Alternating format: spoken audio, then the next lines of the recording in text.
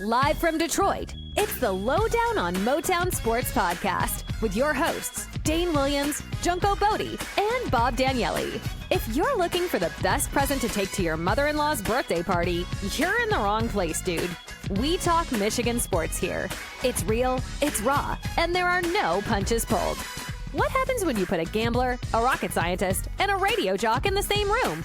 Well, we're all about to find out, and it probably won't be pretty. But whatever happens, it will be lively.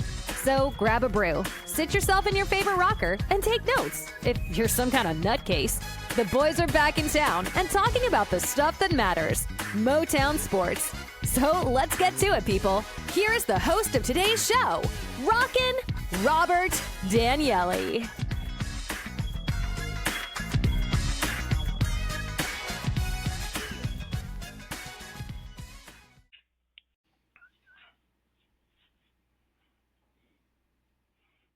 Hey, what up, friends? Welcome to the Lowdown on Motown Sports Podcast. Thanks for stopping by wherever you may be. We appreciate you. In addition to Spotify, we can also be heard and seen on our YouTube channel, Lowdown on Motown Sports. If you like what you hear, please like and subscribe. Helps others find us. I'm the ringmaster of this circus, Bob Daniele. Hello. The men with all the Wolverine and Lions knowledge are here as well. I'm talking about Junko Bodie and Blue Dane Williams. What's happening, fellas? Hey, man. I was What's up, Robert? Hey, I was just wondering if you're the ringmaster, who's the elephant, who's the tiger? You know. I thought we were all monkeys. So now I really don't know what we're going to talk about, okay? Because as far as I'm concerned, nothing happened, right? It was all a terrible nightmare, right? Friday night, the Tigers season ended in epic fashion. Saturday, the Wolverines looked like they were suffering from jet lag, losing to USC.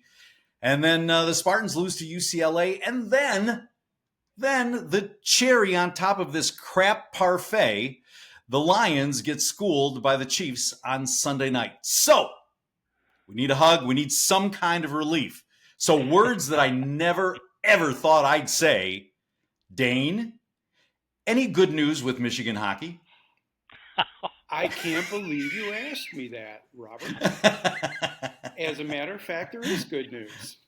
I knew you had that. In the midst of all this doom and gloom that we're going to talk about here the next hour or so, Michigan Wolverines actually beat number 9 Michigan, beat number 7 Providence. They beat them 5-1 on Friday night and 3-1 on Saturday night, so they swept them. So they're 4-0 in their early season. So go Blue! Hockey. Hey, go Blue!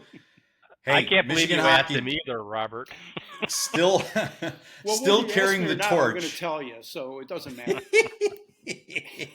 So, all right, Blue Dane, Junko. We will get to the local games in a minute, but before we go on, do any of us need some words of affirmation, some soothing hugs or something? Hug. Can I get a hug from you guys? I feel vulnerable. Let's start with something non-Detroit related to help you guys ease into this. Obviously, it was a big and very important weekend in the B1G. What games were you guys watching? Which one of those games were the biggest surprises on a weekend full of surprises? Junko, please get us started. Yeah, on a weekend full of surprises is right. Penn State, obviously. Yeah. I mean, to lose that first game to Oregon was no big deal, and then to go on and compound it the way that they have, and then to watch James Franklin get fired, I mean, that was almost surreal, right? I've never seen anything like that in the BIG. Crazy stuff. And the big question now for Penn State is who's the next coach there, and there's going to be a lot of discussion about that in the next 10 or 12 days. And also, Indiana keeps rolling along, man. Kurt Cignetti. Talk about a hot commodity out there in the coaching market today, right? Everybody's going to be after this guy. You know, there's already talk that Penn State wants him. You know, even Michigan's talking about him replacing Sharon Moore at this point. So, yeah, those were the games that surprised me. How about you, Dane? Yeah, in addition to those, I think UCLA over MSU. UCLA, they were 0-4. They were going nowhere. All of a sudden, boom, they beat Penn State. They come in to Sparty Stadium, and they take them down. I mean, what's up with this UCLA team all of a sudden? It's crazy. But PSU, that's crazy losing 3 in a row. Oregon, and I know a couple weeks ago I said, hey, that was they went to 2 overtimes. And, well, that's a really good game between 2 very good teams. Now I'm going, because you gave me the furry eyebrow, like, I don't think so. But I think maybe you were right, because Penn State is not there. And Oregon loses to Indiana. I think Indiana's a very good team. And I think it's going to come down. I think it's going to come down to Ohio State and Indiana in the conference championship. Is the way it looks. Wow. Dane, I got to tell you, sometimes you really inspire me. I mean, I feel inspired. It's going to propel me now to tell a joke. Right? The joke is, what do you get when you take state out? What? PU. You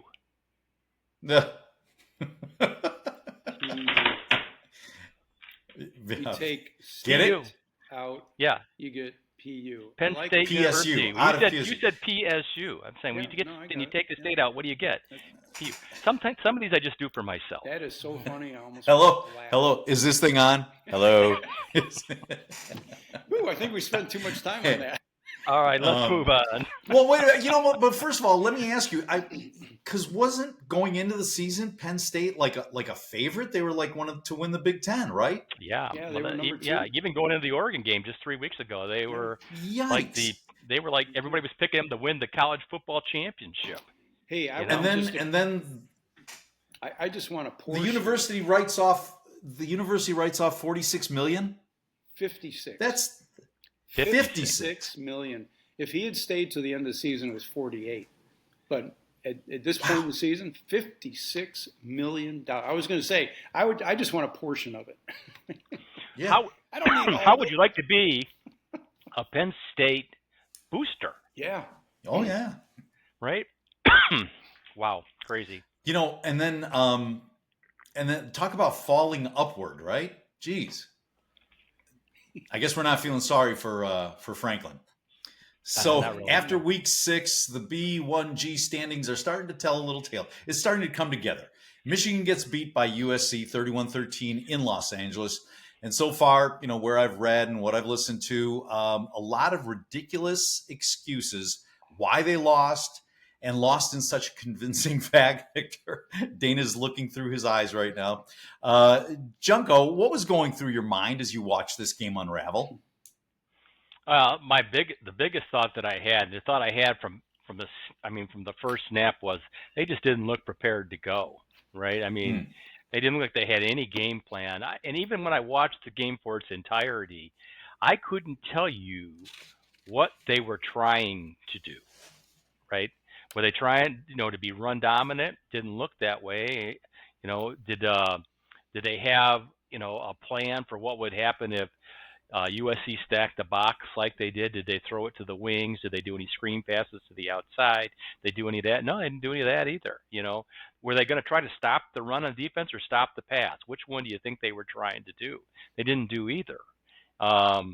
So to me, I think the overwhelming theme was, when I was watching it, it was that they just aren't prepared to play. What do you think, Dane? Well, I actually wrote down, I said a one-word reaction: unprepared. I agree with you wholeheartedly. Yeah. I looked at that. I said USC was so prepared for everything. Now, maybe the bye week helped them. They had more time to prepare. But come on, guys, can we tackle? Can we block? I don't know. Can we play to win rather than play to lose, which is what it looked like? Can we ever not start slow? I just hope that we don't get the toss against Washington. So maybe our offense will start first. I'm so tired of seeing the D come out there and just start off so damn slow. And then can Chip Lindsey ever figure out our passing game? I mean, I naively thought that U of M would win this game, and so did a number of pundits out there. But, I know the O was going to struggle in the passing game, but I thought the running game would come through. And when you look at Marshall and and Haynes, thank you. They rushed, both of them rushed for over 100 yards. I think if Haynes hadn't got injured, he probably would have gone over 100. They both rushed for about 5 yards a carry. That's very respectable. But I thought the D was going to keep us in this game, and boy, was I wrong. Yeah, I was wrong. Yeah. Well, what were you more disappointed with, Dane? Was it the offense or the defense? Defense. Yeah, the offense, I figured they were going to run. I figured the passing game still isn't going to be good. So it didn't surprise me a whole lot, the passing game. We're going to talk about it later, but I thought Andrew Marsh, wow, great job. But the defense just boggled my mind, out of position. There was one play where there were 3 of the defenders ran into the same hole. And it opened the left side, and it opened the whole right side for the run. I go, what the hell are they doing? They were out of position. There was no one around the receivers, 5 yards away on these receivers. The defense was a total disaster, and really surprised me that they played so poorly. Couldn't tackle.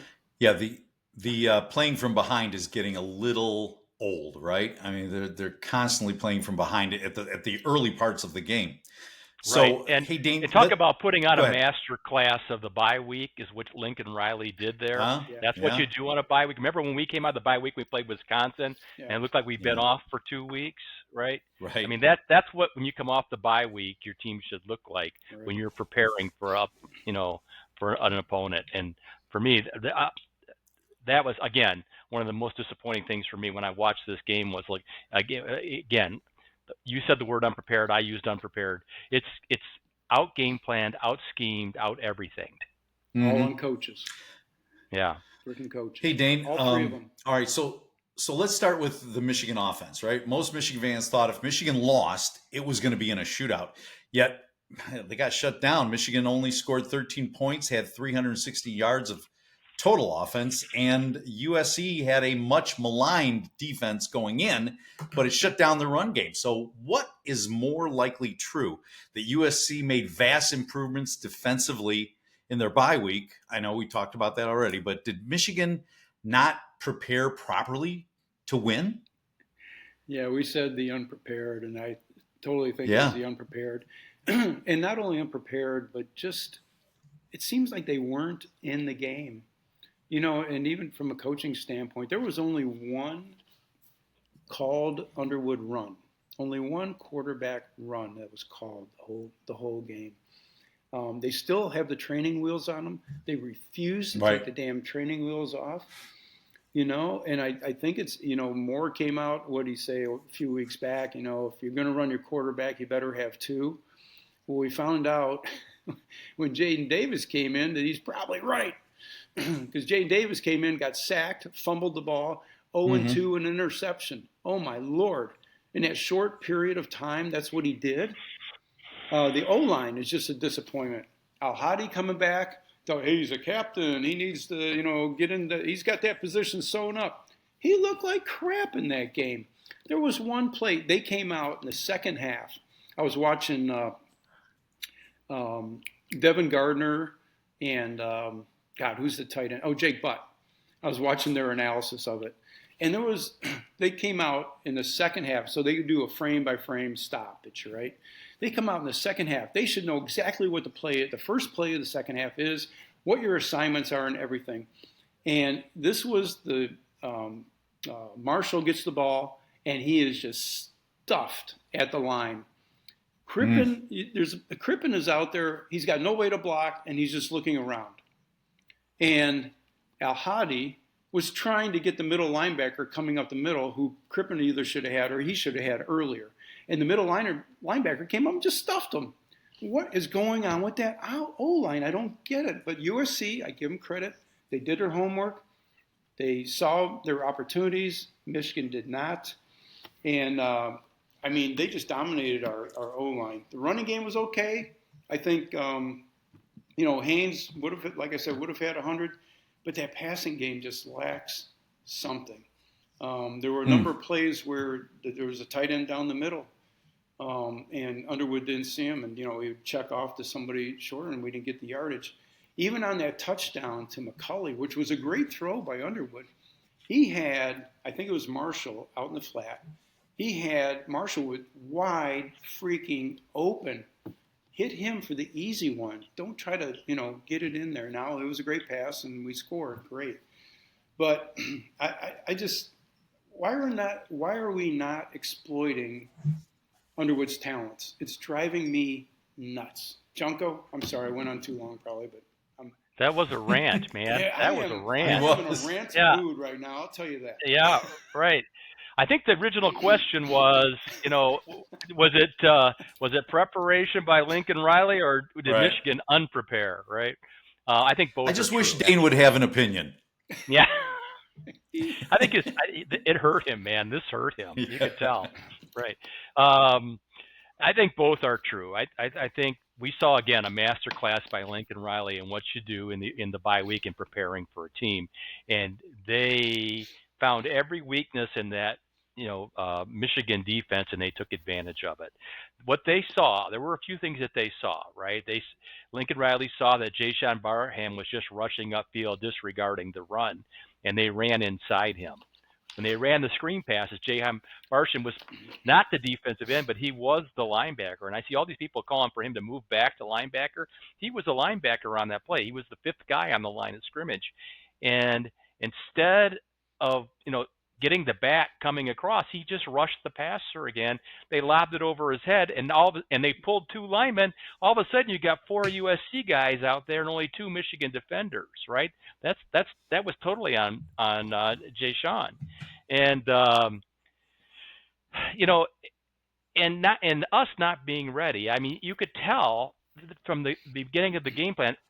We talked about it at length. Every pundit that covered Michigan talked about the fact that they were going to stack the box last week. It should have been the one thing that we were prepared for, and we weren't. And that's, to me, that's the most disturbing part of this whole thing. I tell you, one word on the defense: over pursuit. And how many screen passes did they throw when we over pursued? And it had to be 5 or 6. And we fell for it every single time. It was so disappointing. Were there any bright spots, Junko, on offense? Well, here's the thing. I hate to be all doom and gloom. Right, I don't want to be all doom and gloom. And hey, and here's the thing, guys.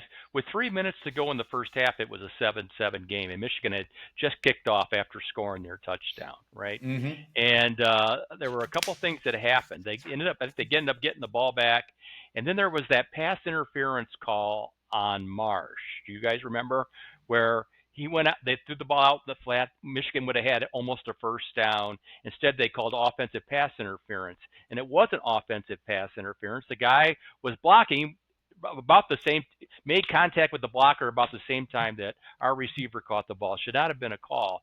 That changed the game. From there, UCLA went on a run, and as a result of that, the game went from 7-7 to 21-7. One play, one bad call can really change a game. And I thought, I don't want to, that's not really a bright spot, but I mean, if you're looking to say we got some bad breaks, that was a huge bad break for us. I think Marsh played really well. I got to tell you, I'm surprised at how well that he's played the last 2 weeks. And it looks like finally we know who our number 1 and number 2 receivers are. Yeah. And we got 2 guys who can be pretty dynamic. I'm really happy about that. And I thought both of our offensive tackles played terrific. As bad as our interior played, our 2 guards and our center were awful. But I thought both of the tackles actually played pretty well in watching the film. They made their blocks. They were good in pass protection. All the pressure came from the inside. For me, those were the bright spots. Hey, Dane, any bright spots for you? Don't get me going on the dark spots. I don't want to go to the dark side. I don't want to talk about El Hadi. I don't want to talk about Jaden Davis. I don't want to talk about Jayshon, because those guys got a lot to answer for, especially El Hadi as a captain. Yes. Well, it's a good thing you didn't mention him. We could give him an excuse that he's been out for a while, so he's a little rusty. But yeah, I agree. Bright spot, Andrew Marsh, I agree. That was great. Over 100 yards. He's finally, when he first started this season, he was making mistakes. I mean, I think that one kickoff return he fumbled. He had another fumble later on. He was dropping some passes. Now all of a sudden, man, the light switch has gone off on him, and he is now over 100 yards. That one pass play was 69, but it was beautiful. I mean, he made the right move there and went all, took it to the house, which was great. McCulley is still strong, and I believe the running game, like I said, almost 6 yards a carry, that was solid. The problem was we couldn't do anything else, and we didn't have the big breakout run. So I guess those would be the positives that I saw. Well, Junko, I'm gonna give you credit because you did say last week that Lincoln Riley having the bye week was going to be a problem for Michigan's defense, and it was. Is really that simple, or maybe did Wink just get out coached because USC seemed to do whatever they wanted, 545 yards in total offense? How did you see it, Junko? Well, Wink got out coached. There's no question about that.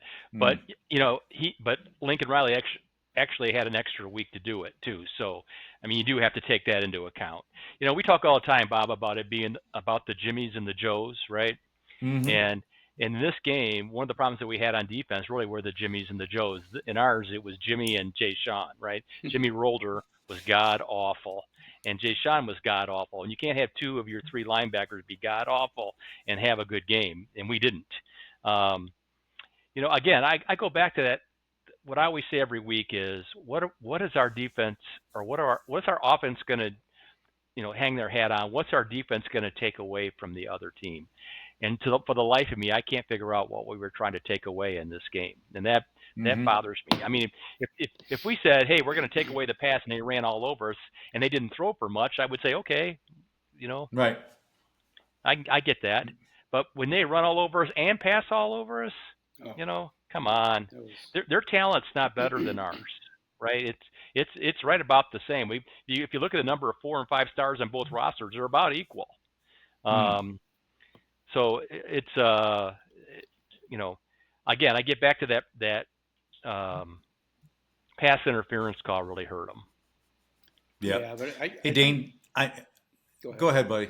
I got a question for you after you're done.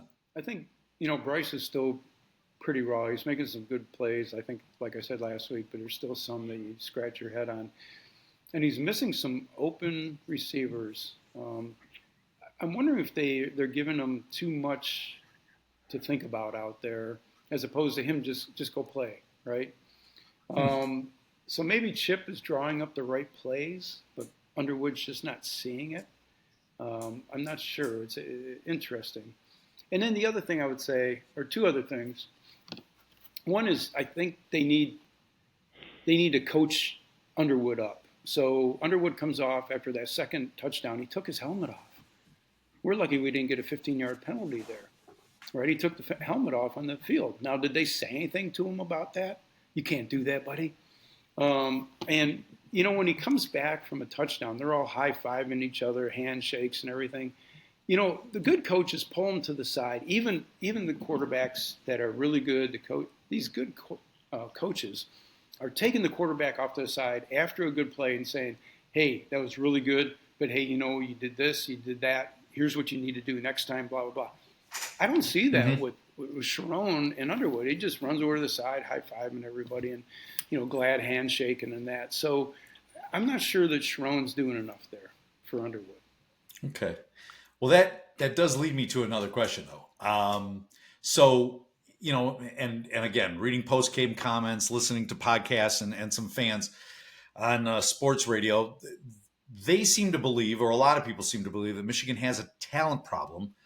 Do they, or is USC that much more talented? Or, give you another question, is it more of a coaching problem? Because there are problems. What do you think, Dane? I'm landing on a coaching issue right now. Players should be able to tackle. Players shouldn't be out of position. Are we calling the right plays? I don't know, and especially on defense, what is going on there? So during the week, what is going on in practice? And I think Sharon said, one of our best weeks in practice. Holy crap. Well, you left it in practice because it wasn't on the field during the game. So there's something going on with the coaches. Wink was clueless. Chip, he may have been calling the right plays. Underwood wasn't seeing it. Running game was okay. But again, I go back to the defense. What is going on with the defense? I can't put a finger. They over pursued. They never made. Maybe it's arrogance on Wink's standpoint. We're just going to keep rushing 7 at him or something and blitzing every time. But Wink never seemed to adjust, and USC exploited big time. USC outcoached us big time. Big time. Junko, talent or coaching? I don't think Michigan has a talent problem. I think they have a deception problem. I think that whatever they're doing wrong isn't about the talent. It's about what scheme they're running, what they're trying to do. So here's my problem with Sharon Moore, and I'm not in the fire Sharon crowd right now. I'm not, but I do think he's got to get better. And I think one of the things that I see him do is say things like, arrogant things, right? And an arrogant coach wears off on his players, right? When he's, even after the game, I think I saw that Jordan Marshall was talking about how,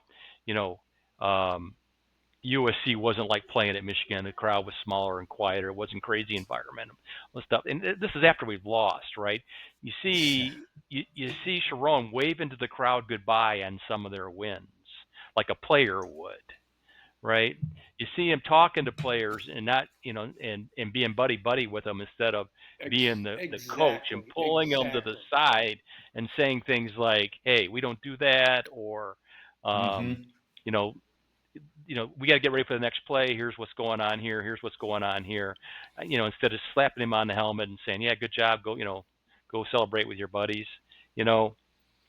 I think we got a little bit of. I think he's an immature coach, is what I think. Now, is the Michigan job too big for him? It may be. I mean, Has that been proven yet? No, I don't think so. But I don't think it's a talent problem. I mean, 70% of our rosters is 4 stars or better. Yeah. Come on. Yeah. Okay. I don't think so either. But here's the thing: going forward, at this point in the season, you're 4-2. Let's go.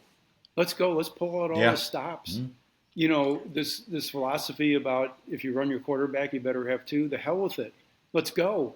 Because if you don't exploit Underwood's talents and take a shot at this, we're going to end up 7-5.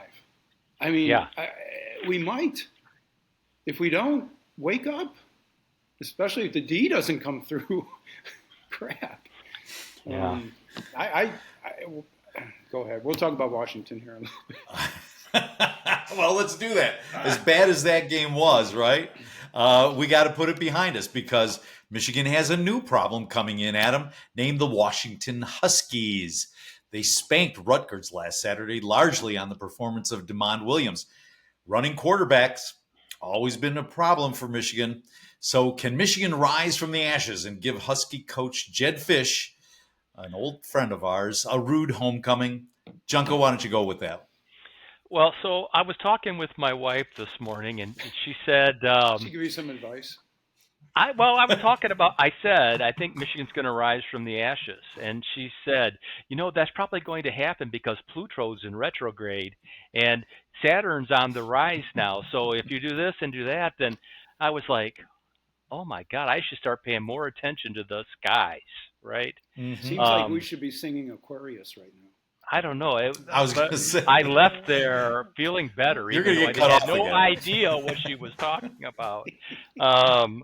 But yeah, you're right. As bad as that game was, they got an opportunity on Saturday with Washington coming in, and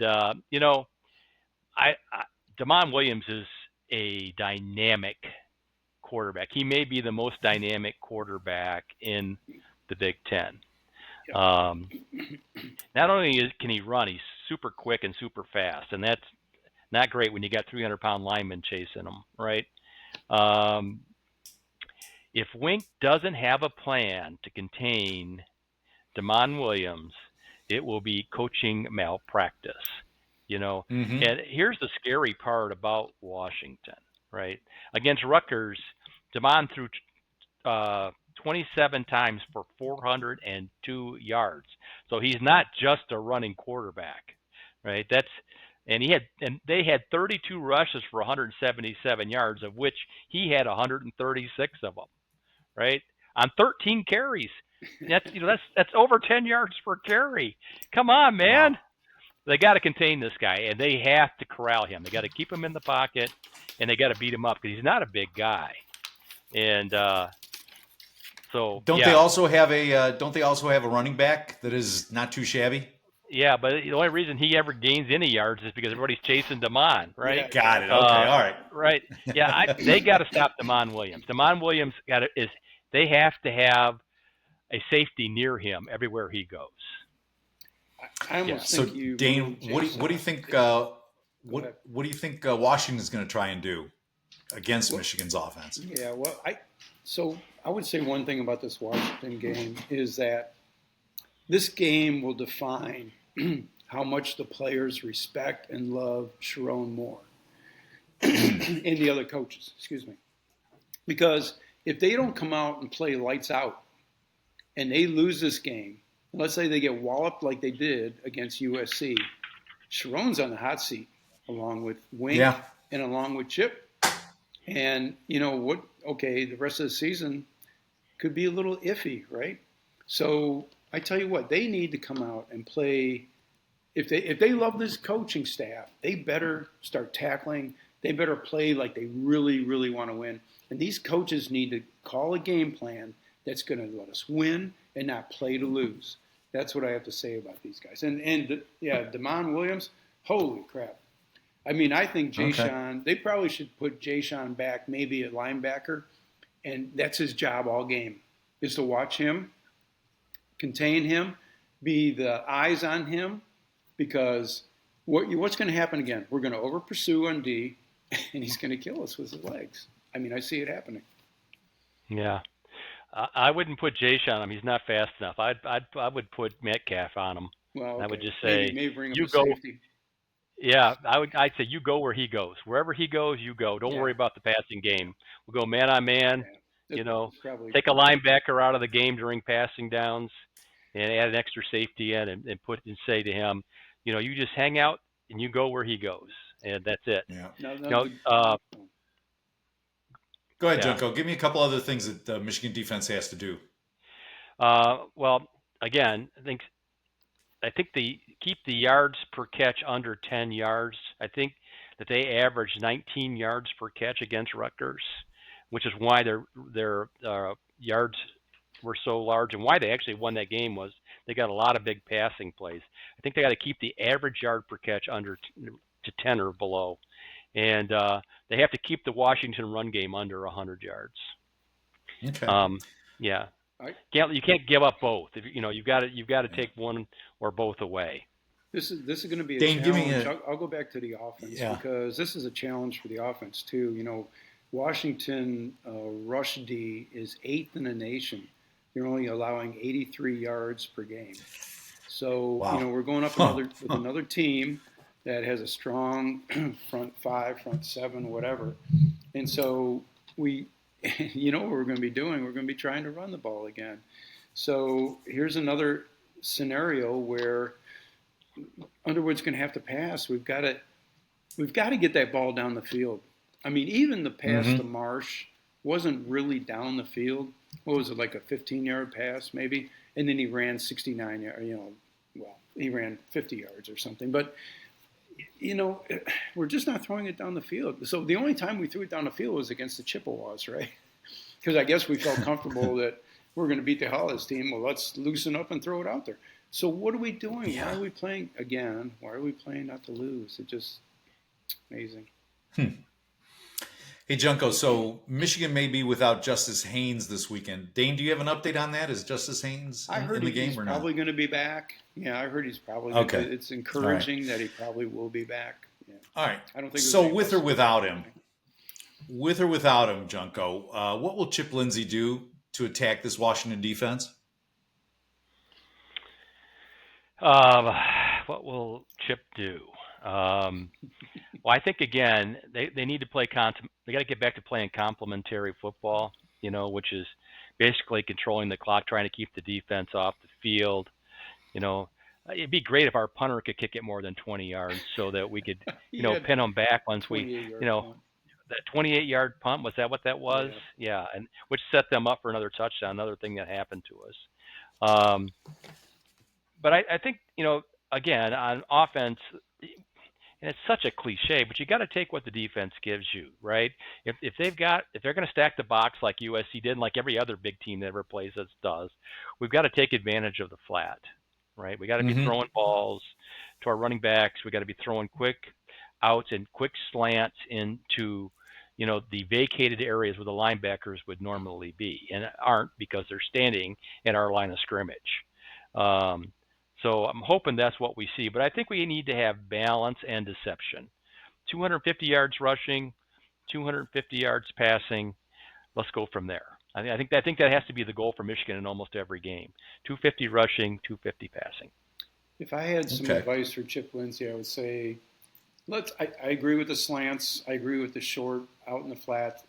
Let's use our tight ends more, and let's stop the tunnel screens.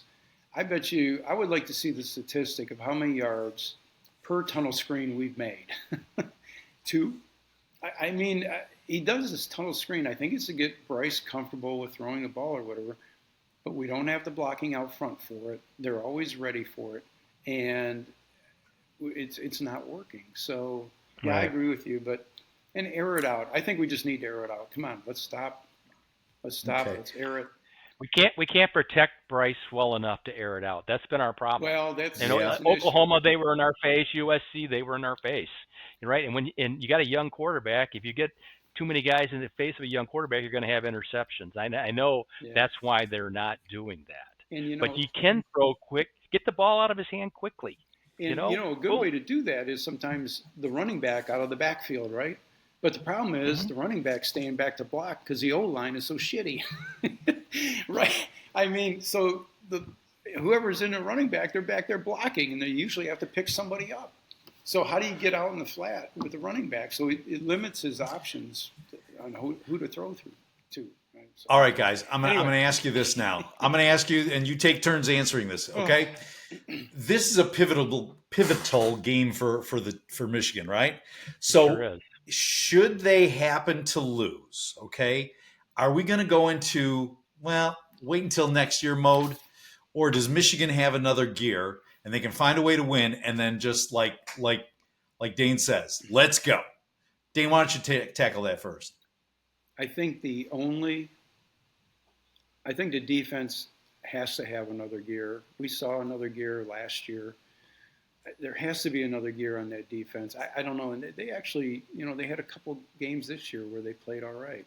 And then USC, Oklahoma, it was just, what's going on with these guys? And they're not tackling well, so the fundamentals aren't there. Yeah, I love Sharon in his news conference, What was his suggestion on how to get better? We just have to get better. Is that what I hope he's not telling this guy. That was the worst post-game conference I think I've ever seen. We just have to get better. Thank you very much, Sharon. Yeah. But there's got to be another. I don't know if the offense has another gear. I think we've seen what we're going to see in the offense. We're going to see, the running game is what it is. The passing game is what it is. If Andrew Marsh and McCulley can make some great catches, great. I don't see the offense with another gear. Defense has to have another gear for us to survive. Junko? Well, I agree with Dane that the defense has another gear. I'll talk about that in a second. I don't agree with him that the offense doesn't. And I think we saw it take a big step this past week against USC with the emergence of Marsh, right? Now they just got to get the tight ends, kind of get them involved, and then they've got to get this interior line thing figured out. I think they've got a lot of room to grow and continue to have a successful season. You're right about one thing, Bob.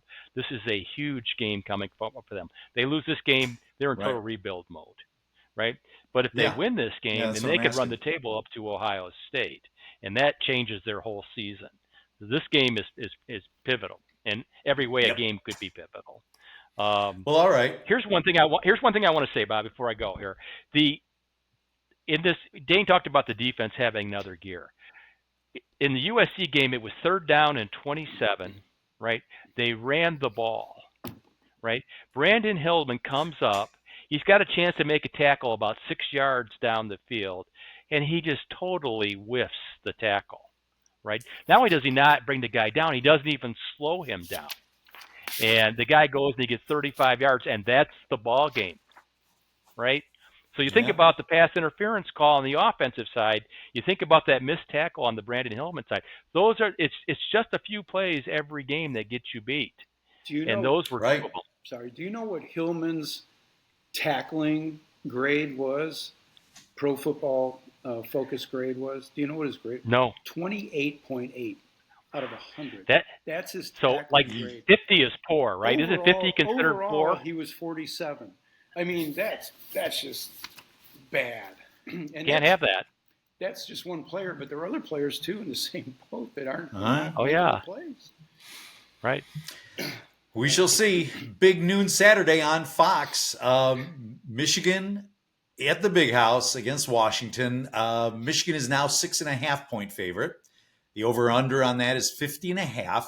So, with all that information at hand, boys, let's have some predictions. Go ahead, Blue Dane. I've been back and forth on this one. In fact, I just changed it again. I mean, Damon Williams just scares the hell out of me. We're not good with the running quarterback. And if our defense plays any like they did last week, we are going to get creamed. And the only saving grace is we're at home. And I'm hoping that hope. You know what hope is? Hope is for people who don't have a plan, right? But I can only hope here that. I think I read that on a napkin. Yeah, that's in some bar somewhere. But I got to say the defense has got to find another gear here somehow, and the offense is going to find a way to get Underwood, involved more in the game. Now, I haven't seen Michigan. I don't think has scored over, other than playing, Central Michigan. They haven't scored over 35 points this year. They're going to have to score 35 to win this, at least, right? Because you're looking at what they did to Rutgers last week. Washington did to Rutgers last week. And I'm not saying Rutgers is a Michigan. But the way Michigan played against USC, I'm sorry, I'm going on and on. I'm just checking my phone. I'm just checking my voice messages here. I'm going to say Michigan 35. I am going to say they scored 35. Washington 30. I'm going with Michigan. Well, he really he scared me for a second. Yeah, right. I almost thought he was going to predict like a loss, but no, you didn't let us down, Dave. I can't do it. I just can't do it. He just doesn't have it in him. You know what? There was an awful lot of pleading and begging in there, though. Did you hear that? Did you hear that in his voice? I hope they got to have another gear. They got to have one. All right, JB, give it to us. Alexa, turn off. So she bugs me. Michigan, I got Michigan 31, Washington 27, and the only reason I'm picking them is because they're at home. And I think that Washington's kind of a one-trick pony. I think it's you stop Damon, you stop Washington. Wink, even as bad as he, was out-coached this past week, he's still an NFL coordinator, right? And he recognizes what he has to do this week, I hope. You got to find a way to get it done. I think he will. So I've got Michigan winning the game 31-27. And Vegas knows something, too, because they got them as 6.5-point favorites. Yeah. Right? So, you put those two things together, and for me, that equals a Michigan win. All right. Well, I do see Michigan bouncing back because they're at the Big House. They're going to do, I also agree with Junko on the one-trick pony thing. If they can contain Demond, they will, and then Bryce has got to have a big game. So I'll say Michigan 33, Washington 27. So rack them up. I didn't hear that, Bob. Say it again. 33-27. 33-20. We're all in the same boat, pretty much. All right. Yeah, pretty much. Yeah. We're all there. All right. So enough of that. It is time to wake up the babies. Grab your old ladies because it's time for Dane's useless but interesting trivia. Give it to us. Very good, very good. And so we're going to talk about a Washington Husky, okay? That's the mascot of the University of Washington, right? What do you think the name of the mascot is? Mushy. Well, its name is Dubs. Do you know why it's called Dubs? For wins, W's? George W. Bush? Well, the slang for University of Washington is UW. UW for W, right? UW. So the mascot's name is Dubs. Now, the mascot is actually not a husky. It's an Alaskan Malamute, excuse me. Aren't those the same? No, they're not the same. They're definitely not the same. And the husky actually was not chosen because they were afraid that the husky would be a little too crazy with everything going on in the stadium. I guess the Malamute has a better disposition or whatever. So that's why they have a Malamute. And for the past 66 years, that is what they have. They also have a costume mascot, it runs around with a little head. Sure. Very innovative name, Harry the Husky. Okay. So anyway.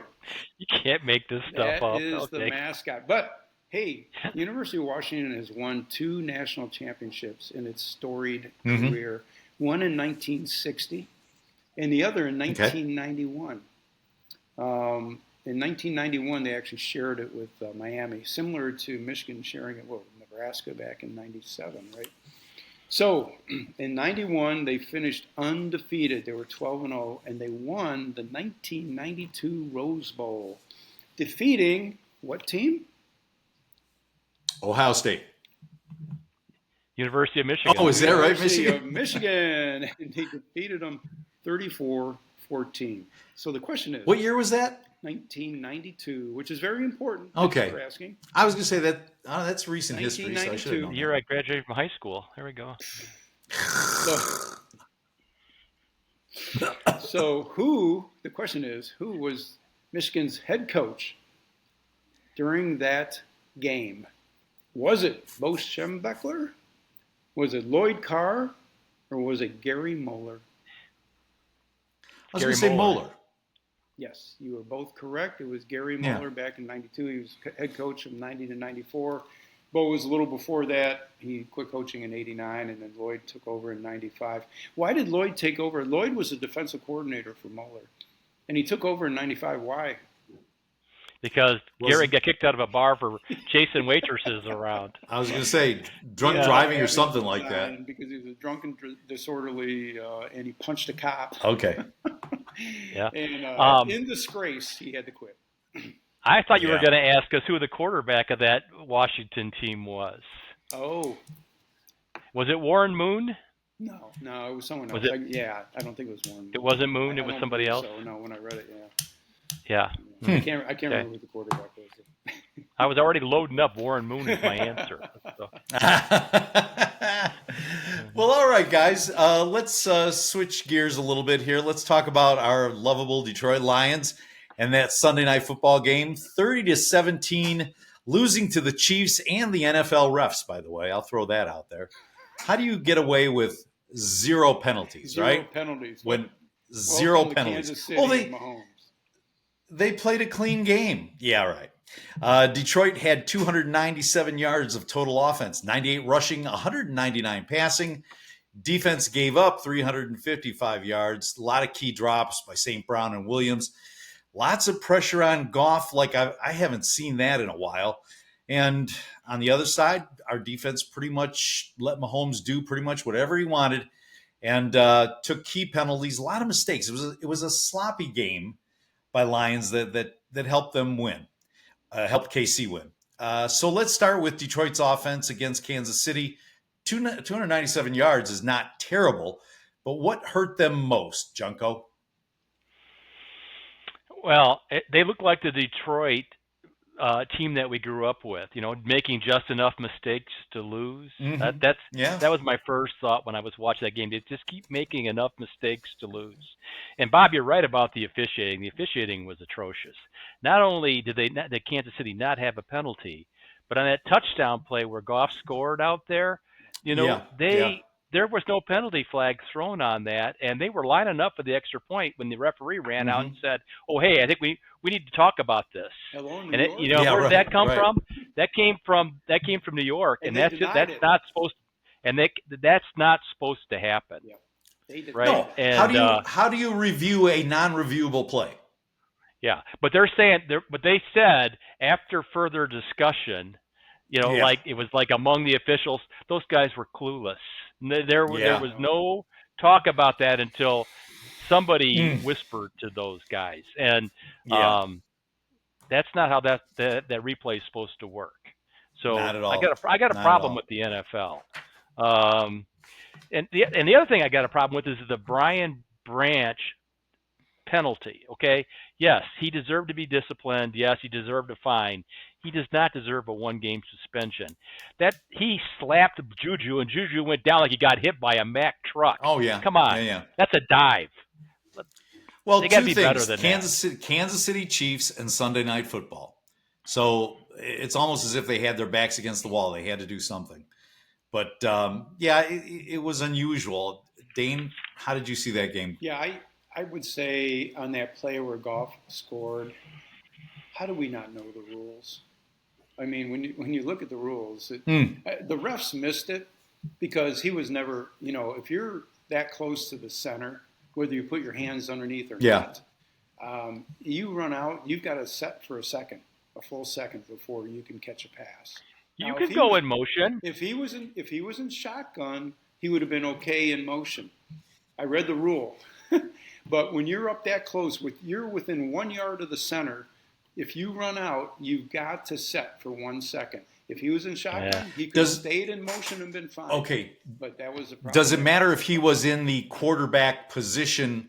Yes, quarterback position, but did he have his hands under center and just moved them and ran? Or was he just standing? He never put his hands under center. He tapped the center on the ass. He was in the T. He was in the T formation, and he was within 1 yard of the center. That's the rule. So how do we not know that damn rule and run that play? That's a problem. But the other I wish they called every penalty that closely. I got to tell you. Penalties. Did you see Mahomes after he ran that touchdown in, right? He taunted. Yeah, the taunting penalty. He taunted. Yeah. He never got a penalty on that. And Branch. Well, that was part Branch. of what. And Yeah, exactly. And Branch. That was part of the issue. Yeah. So I think that's a huge problem with the refs. I agree with damn refs. Hell yeah. And Juju. Now to me, right in front of a ref, and you saw it on replays. Juju did a blindside block on Branch. Yeah. So Branch had a legitimate beef. The problem is Branch is a hothead. He doesn't know when to stop. Yeah. He was the most fined player in 2024, and he's had 13 fines or something like that over almost 3 years he's played in the NFL. Come on. You've got to keep your head on this stuff, especially, during a play, I understand it sometimes, but at the end of the game, please. Yeah, right. Yeah. No, I know. Now we're really decimated. Well, that's Mahomes' thing, whereas, like he can do anything he wants to you, and then he'll act like he's your buddy after the game.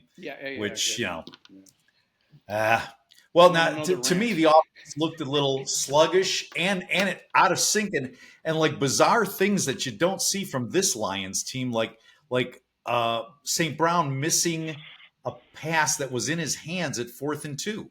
I mean, that, we make that, it could be a different ballgame. Yeah. So it just seems like after that illegal motion penalty on Goff, it just seemed like it threw them off, like something was not right. And I know it's a road game, but did you guys see anything outside of what we already talked about that gives you pause about the Lions offense going forward? Yeah, I got to tell you that I think their offensive line is killing them this year. Ratledge is a rookie; he's playing like a rookie. Mahogany's a second-year player. He's playing like a second-year player. They got Decker's hurt. He seems to be hurt a lot. And the guys they've been putting, they lose Manu last week, who was terrible anyway. Glasgow's a better guard than he is a center. Yeah. You add all that together, and it adds up to poor offensive line play. And as good as their skill positions are, and the Lions are fabulous at the skill position, but they still got to get the offensive line figured out for this year. And the other guy who I thought really did not do them any favors this week was Brock Wright, their tight end. Every time I looked at Brock Wright, he was getting beat on his block. Yeah, I mean, come on. Good Lord, it's Dan Campbell, right? How do you have a Lion tight end that can't block, right? I want to know that. I feel like hell's frozen over in Detroit. Dane, how'd you see that? Well, it was 13-10 at the half. It wasn't insurmountable or anything like that. Of course, They go down and they score right away, right? So we come out on offense after now we're down, 20-10. We're throwing 2 tunnel screens that don't go anywhere. Why aren't we throwing, down the field, throwing some slants, throwing to St. Brown out in the flat? I mean, I didn't understand the play calling in that first series. It just didn't make any sense. The second drive, it was a good drive and a great catch by Laporta for the touchdown. But after a while, our O-line is, giving up a sack. Williams drops the 4th down pass, and there you go. So, yeah. Well, as disappointing as the offense was, it was pretty clear defense couldn't stop Mahomes. And, 3rd down, KC punted once, right? So now going forward, D is really banged up. 5 DBs out for this game. Junko, you had one of your keys to this game is for the Lions to get off the field, the defense to get off the field on 3rd down. What are your thoughts? I thought that they failed. They got an F on the Patrick Mahomes test. They let him run around too much, and he hurt them. And they, like you said, they did not get off. They did not get off the field when they needed to. They weren't as banged up as they were. They weren't god awful, but they weren't good enough either. And this whole team this year is going to go as far as the defense could take them. The offense is going to have good games and bad games, but the defense has to have some good games too, and they're not having any good games, and that needs to change. Yeah, I wouldn't say any good games, but certainly against Mahomes, it wasn't a good game. And they are giving up a lot of yards passing, especially. And Mahomes, to his credit, he was getting rid of the ball quickly. His favorite target, Kelsey, was wide open most of the game. He had a good game. Mahomes had a good game, and he didn't have to worry about much of a pass rush. I mean, Aiden got to him that one time and forced the fumble. Yeah. But we couldn't recover the fumble. Otherwise, that could have been a game. We could have turned the game around at that point. Right. But that banged up secondary, I'm afraid, just like last year, could end up being our downfall, especially with the schedule we have. Well, I was just going to say, let's talk about that. The Lions are now 4-2. Schedule ahead of them is brutal. Doesn't get any easier. Of course, 5-1 Buccaneers, number 1 power ranking this week on Monday night at Ford Field. The Vikings the following Sunday, Commanders then, Eagles over after that, and over the next 4 games. So 2-2 in those games with their banged up defense, it might be considered a victory for the franchise, and we can go forward from that. But Dane, it all starts with the 5-1 NFC South leading Bucs. It's going to be a tough one, buddy. Break it down for us. I tell you, my 10-7 predictions looking better and better all the time, unfortunately. But Baker Mayfield's playing lights out. I mean, the guy's not putting up crazy numbers, but he can scramble. I mean, he can. That last game he got out of.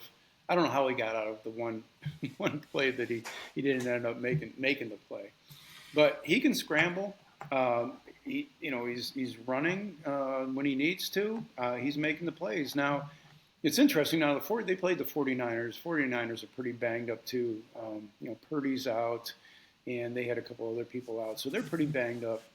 And the Buccaneers are pretty banged up, which gives me some hope coming up for this, this game coming, what is it, Sunday? I guess they're playing Sunday, right? Monday. Or is it Monday night. I'm sorry, that's right. It's a Monday night game. But I think the Bucs have 4 wins within the last minute this season. So okay. I don't see that happening, but I do see them exploiting our secondary, of course. Mayfield could have a big day. We'll see. Junko? You're playing Baker Mayfield. You got to take their heart. Play complementary football. The way you beat a good offense is by having your own offense stay on the field and eat the clock. This is a game where they really need their offensive line to step up and be able to run the football. I want to see them convert on 3rd down and 4th down plays, something they didn't do this past week. They would have won the game this week if they would have, and they didn't. So that needs to change. And the good news for the Lions is that Laporta and Williams are starting to get more touches, starting to get more involved in the game plan. That's got to continue. That's what they need to do to win. Well, I need to see the O-line make a few holes for Montgomery and Gibbs, which did not happen this last game. The Bucs run defense is only okay, 3.6 yards per carry. So we should be able to exploit that. And, their receivers are hurting too. So we'll see what happens. Our depleted secondary worries me. Brian Branch is suspended for a game. We mentioned that before, but we'll see what happens. But Baker Mayfield, Junko, you referenced Baker to be more like Jake LaMotta. I got to tell you, he's more like Chumbawamba to me. He gets knocked down, but he gets up again. No matter what team he plays for, he takes a beating and keeps on ticking. I wondered where you were going with that. Okay, good. Yeah. He's got a big competitive heart. The Tampa Bay offense has been humming, and Detroit's is beat up. So what does Kelvin Shepard and the Detroit D need to do to stop a proficient Buck offense? What do you say, Junko? I think they got to keep Baker Mayfield in the pocket. He's not a great stand-in-the-pocket passer. He's a playmaker. He wants to run all over the field. He wants to run over guys. He wants to get his team fired up. He's gonna, if it's 3rd and 1, he don't want to hand it off. He wants to go get it himself, right? You gotta hit Baker. You got to keep him in the pocket. You got to make other guys on the Bucs team beat you. I think that's priority 1. Again, it's the same theme for both the Lions and the Wolverines this week. The quarterback on the other team is priority 1. I think you got to collapse the pocket, and basically, Baker's a guy who he doesn't typically move a team down the field. He's making big plays, and we got to take away the big plays. Make them earn every yard. Again, that's going to be hard to do with a banged up defense, but that's what they've got to do to win. How do you think, Dane? Bob? Oh, what do I think? Yeah, because I know of the 3 of us, I know you're the one who loves the Lions the most. I do. Well, like I said, I think what we've got to do is make sure that we've got some holes for Gibbs and Montgomery, because I don't think they're getting their due. And there's enough of a football for them and enough yardage that they can both gain it. Now, once they do that, it makes our passing game more susceptible. We can go ahead and start passing it down because they got to watch the run. So complementary football, I know one of you guys said it. I think that's just the way it has to be. So I see that a loud crowd Monday night, and I think we're going to be okay. But again, it all depends on that secondary. Baker can't pick off these guys that we have stepping in for the guys that are hurt. Yeah, now they do have some their receivers out, like Mike, at least for San Francisco. I don't know if they'll be in for Detroit game or not. I wasn't able to find out. But Mike Evans was out. Chris Godwin was out. The running back Bucky Irvin was out, and then Ibuka was hurt. He had a hamstring injury during the 49ers game, so I don't know if he'll be back. So a banged-up secondary against a banged-up receiver core for the Bucs could be an interesting game. Right. Yeah. Could be a high-scoring game. So, all right, now we've got Monday Night Football, another prime time football game for the Lions draw ratings, man. That's all it is. So let's go with some predictions here, okay? Now, I'll keep this in mind that the Lions have not lost 2 in a row since Dan Campbell's first year. So, Dane, what do you make of that, and what's your prediction? They're not going to. Hey, Bob, before he does, can you tell us what the line is? Oh, I'm sorry, guys. What is the line? Yeah. Lions are favored by 5.5. The over/under is 52.5. 52.5. Okay. Mm-hmm. Yeah, well, I don't think he's going to lose 2 in a row here. I think we do pull this one out. Although I think last year the Buccaneers did beat us, didn't they? Second game of the year. Yeah, but I think, with the players that they have out, unless, like Mike Evans, Chris Godwin come back, and then Ibuka, if he's still out, then, I think we've got a fighting chance against that offense. And I think the Lions offense is going to score definitely enough to win this game. I've got the Lions winning 28-24, especially with it being at home. All right. Junko? I thought Detroit beat Tampa Bay last year. Wasn't there a big party in Florida? I thought I remember that. So. Yeah. Am I getting senile? It could happen, I suppose. Yeah.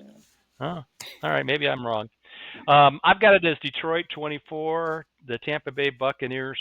I'm sorry, Detroit 27, Tampa Bay 24. And the only reason I'm picking them is because they're at home. Mm-hmm. And here's the thing: is that I forget who it was last week. What was the yardage? Anyway, I think that Tampa Bay gave up a lot of passing yards last week, and it's a strength for Detroit. So if we can keep their defenders out of our backfield and give Goff some time, this ought to be a very good passing day for Goff. All right, it'll be a good game. I see the Lions 27, Tampa Bay 20. And again, like I said, I don't think Dan Campbell loses 2 in a row, and see a big game for that running game of ours. All right, here we go. 27-20. Hey, wrap it up. Just so you know, the Lions did beat them 20-15. See, I'm not senile after all. 20-16. Because I remember all the Detroit fans were celebrating in Tampa Bay, man. It was a block party. No, the Lions lost to Tampa Bay 20-16 last year. Thank you. Oh, yes. Then I am senile. All right. I had to look it up. I remember. Either way, I'm happy. All right. We've got trivia, and Junko's been on a roll here, so let's see what he does with this one. The Tampa Bay Buccaneers started out as an expansion team in 1976. Their record, incidentally, was 0-14. Sound familiar? Yeah. They have something to share with the Lions. They started that year, 1976, along with the Seattle Seahawks. Other cities that were considered for NFL franchises that year was Memphis, Phoenix, and strangely enough, Honolulu. But now, before the franchise was rewarded to Tampa, there was an existing NFL franchise that was in negotiation to move to Tampa. So, gentlemen, was it the Baltimore Colts, the Buffalo Bills, the Houston Oilers, or St. Louis Cardinals? Wow, that's a good one. I'm going with What year was it again? What year? Well, the expansion was 1976, but this was all in 1974 when they announced that they wanted to move. And give us the 4 choices one more time. Buffalo Bills, Baltimore Colts, Houston Oilers, or St. Louis Cardinals? I've got it narrowed to 2. What was the second one again? The Baltimore Colts. I'm going to say the Baltimore Colts. I think that they went to Indianapolis instead, I think. That was my first choice, but since Junko picked it, I'm going to go with St. Louis. All right. Now, it's interesting that I named 4 teams, and 3 of the 4 have actually moved on to other cities. The one that didn't move is the Buffalo Bills, and they are the team that was looking to move. Oh, okay. That was tricky, Bob. Tricky. Yeah, a little bit. Oh, Hey, yeah. Bob, In 19... I am just glad you broke Junko's streak there. That's what I'm... Yeah. 1974, owner Ralph Wilson, frustrated with his attempts to get a new stadium, was being courted by the city of Tampa. So there, and now you know it. And knowing is half the battle. And where is Ralph Wilson from? Detroit. Detroit, right. Grosse Pointe, I guess, Michigan. if you want to be. Yeah, Bloomfield right. or Grosse Pointe? I thought it was Bloomfield Hills, yeah. Okay.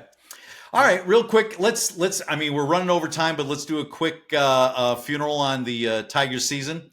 All right, 3 quick questions that should be answered. One of them has already been answered. Scott Harris and AJ Hinch had a press conference, and in the middle of that press conference, they announced that they did extend Hinch's contract. Terms and length of contract were not disclosed. Another big question, do they keep Skubal long term? Well, as a fan, I wish they would because it ain't my money. But, I can say for sure that they'll try. But, man, on one hand, they've got to decide this offseason because even though he's signed till next year, he's got one more season. If you don't extend him during this offseason, he becomes a lame duck, if you will, right? Because he has no trade value without a contract. So you either trade him, you sign him, but it all has to be in this season. Who stays, who goes? I'm pretty sure Gleyber Torres is going to be gone. Maybe Flaherty won't return. I don't see them getting rid of any of their young players. Next year, they're in line to get 2 of the top prospects in baseball in their everyday lineup. Remember these names: Kevin McGonigal, number 2, highly rated prospect. Max Clark, an outfielder. Bob? He's an infielder, left side infielder, shortstop, third base. And Max Clark is an outfielder. He's the number 8 prospect. But you guys watching that series against Seattle, it was painfully obvious that they needed a clutch bat. So I don't know where that's going to come from. Which team? Yeah. The best record in baseball team before the All-Star break, or the team that barely made the wild card because of that swoon in September? So, again, it'll be interesting. We'll keep you updated here. Hey, I want to thank you all for listening. Please slam that like button once again wherever you listen. I'll remind you once again to check us out on YouTube for the complete viewing experience. Search Lowdown on Motown Sports. That way you can see what almost 50 years of friendship has done to a good-looking guy like me. I got to tell you, there's a lot of pressure between these two guys, and I succumb to it. You can find us on Facebook, too. Junko is always putting stuff up there. Love to hear from you. Leave a comment or a question. This podcast is part of Junko Bodie Productions and an exclusive production of the Lowdown on Motown Sports Network. Thank you all for listening. Thank you, guys. This has been the Lowdown on Motown Sports. Motown Sports. Okay. Oh, I still need a hug. Here we go. Thanks so much for tuning in to this episode of the Lowdown on Motown Sports Podcast. If you're liking what you're hearing, then why don't you do us a solid and rate, subscribe, and leave a review wherever you listen to your podcasts. That helps others find the show. And, we're pretty awesome, so why not share the awesomeness? We appreciate it. Again, thanks for listening, and we'll catch you in the next episode of the Lowdown on Motown Sports Podcast.